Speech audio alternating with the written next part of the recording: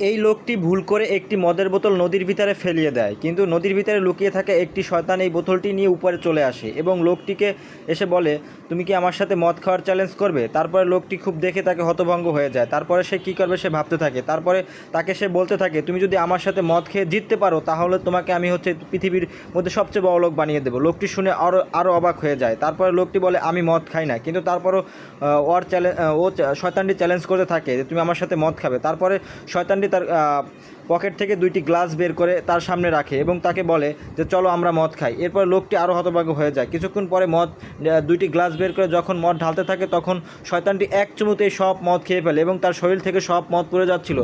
সেটা দেখে লোকটি অনেক অবাক হয়ে গেল, এ কী হলো। তারপর লোকটি বলল, আমি মদ খাই না, তুমি মদ খাও।